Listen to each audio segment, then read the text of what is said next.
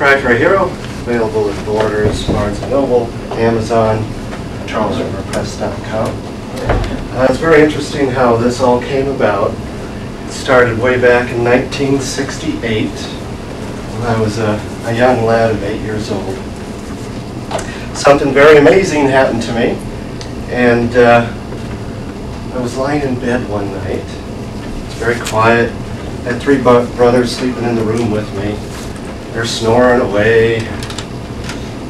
It's 2, 3 o'clock in the morning. I'm still awake. It was that curiosity factor, you know, when you're a kid. Kids have such a great imagination and they're curious about the world. And I remember thinking, geez, what goes on at night while we're all sleeping? So I'm lying there awake, and I had seen this show on Bigfoot, and to an 8-year-old, Bigfoot was pretty scary.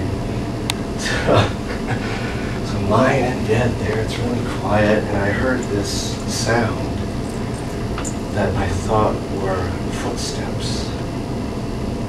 And the footsteps sounded like they were coming from down the street.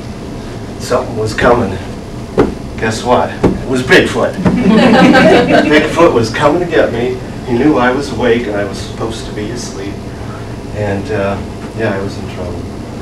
Things like 8 foot tall, real scary looking, you know, Bigfoot. That's very scary. So I'm lying there getting more scared by the moment, and you know, the footsteps are getting closer. He's coming down the hall. Little did I know I was hearing my own heartbeat in my ear. But I was certain it was Bigfoot, and by the time he got up to my bedroom door, I was petrified. And I was certain that if he came in the room and saw me awake, and that I was awake, that I would die a horrible death. So I told myself to be dead. That was the only way I was going to survive this. So I'm saying to myself, be dead, be dead. I'm scared out of my mind. Just waiting for those claws to rip into me. He comes in the bedroom. My heart's pounding. It's slow now. It's like, he's coming up to my bed.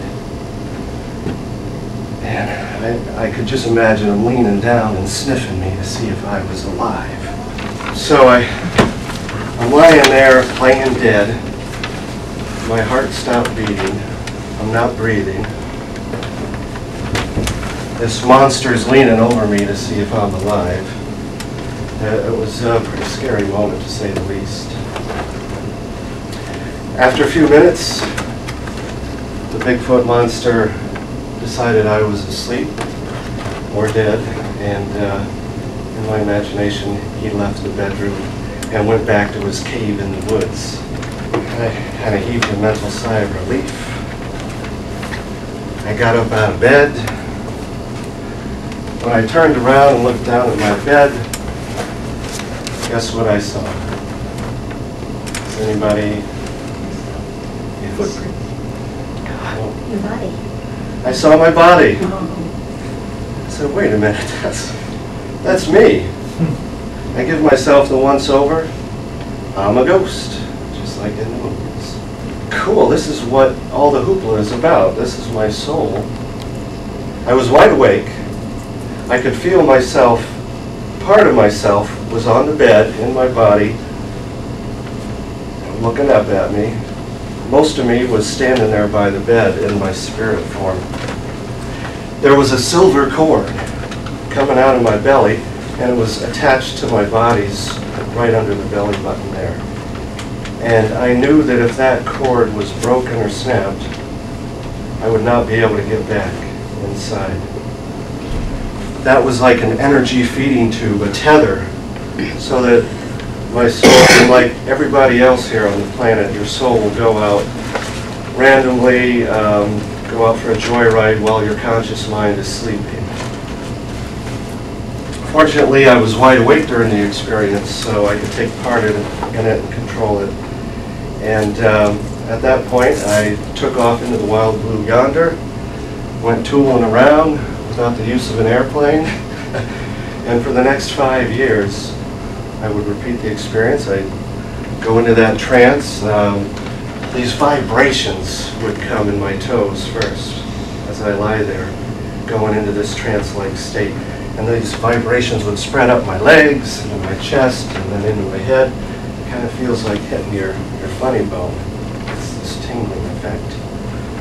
And that lasted a few minutes, and once that vibrational effect was over, I knew that that's when I could detach. And I would get up and I would fly. And I went to all over this place here, all over the world. And also went to places that are not of this world. A place that I would call heaven. I also went to places that are much like this, but, and I think they're existing here too, but they're just offset a little bit. It's very strange.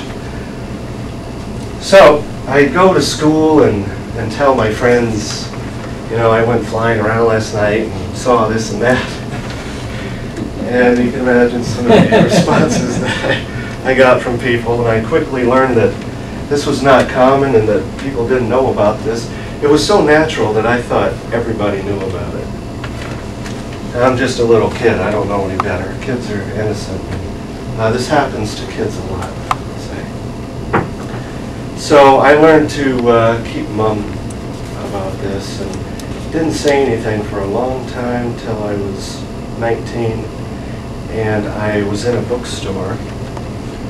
I happened to look up and see this book cover. The book was called Journeys Out of the Body by Robert Monroe, and it had a picture of a guy lying there, and just above him was floating his soul, just hovering there, and I thought, oh my God, that looks like me. I open up, start reading. I knew that this person was doing the same thing that I was, and at that moment I knew that I wasn't alone, which I thought I was for a long time.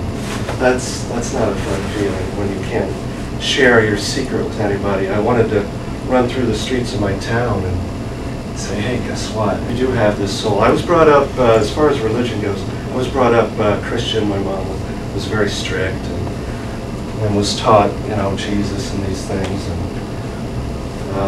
when you're on the other side, though, you see things very clearly. And once you're over there, you have no need for a belief system any longer.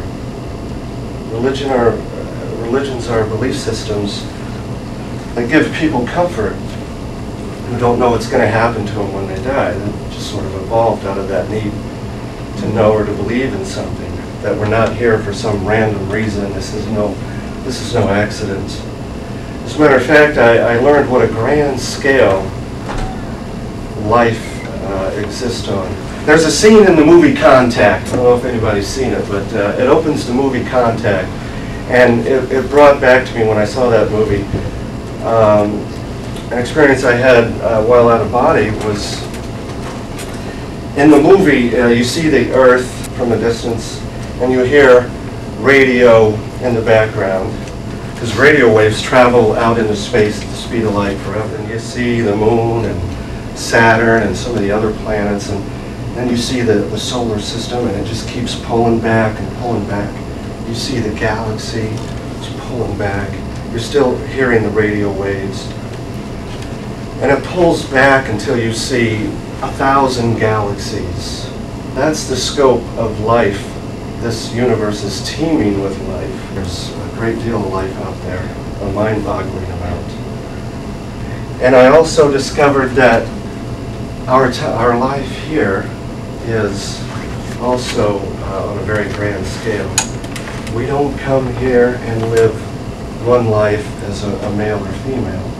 This is an ongoing process. The best analogy I could think of is that we're at school. Some of us are in the first grade. Some of us are seniors getting ready to graduate.